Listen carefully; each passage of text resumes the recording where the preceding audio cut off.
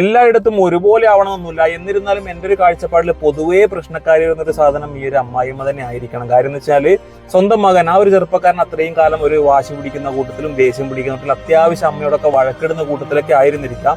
എന്നിരുന്നാലും കല്യാണ ശേഷം ഈ ഒരു ചെറുപ്പക്കാരൻ ഒന്ന് വഴക്കിട്ടാൽ, ഒന്ന് ദേഷ്യം പിടിച്ചാൽ, അങ്ങനെ എന്ത് ചെയ്തു കഴിഞ്ഞാലും നീ വളച്ചതാണ്, നീ പ്രശ്നം ഉണ്ടാക്കിയതാണ്, എൻ്റെ മകനെ നീയാണ് ഇങ്ങനെ ആക്കി തീർത്തിന്ന് പറഞ്ഞിട്ട് ആ ഒരു വന്നു കയറിയ മകളുടെ മേക്കിട്ട് അങ്ങോട്ട് കയറും. അങ്ങനെ നിരന്തരം കയറി സൈ കെട്ടാകുമ്പോൾ അവസാനം ഈ പറയുന്ന മരുമകൾ തിരിച്ചങ്ങോട്ട് പ്രതികരിച്ചു തുടങ്ങും. പിന്നെ ഞാൻ പറയണ്ടല്ലോ ബാക്കി എന്താ സംഭവിക്കാന്ന്. അപ്പൊ പൊതുവെ അമ്മായിയമ്മേനെ പ്രശ്നക്കാരാണ്. പക്ഷെ ഒരു കാര്യം മറക്കരുത്, ഇന്നത്തെ മരുമകളാണ് നാളത്തെ അമ്മായിയമ്മ. പക്ഷെ ഒരു അമ്മായിയമ്മമാരും സമ്മതിച്ചു കൊടുത്തിട്ടില്ല ഞാനാണ് പ്രശ്നക്കാരിയെന്ന്.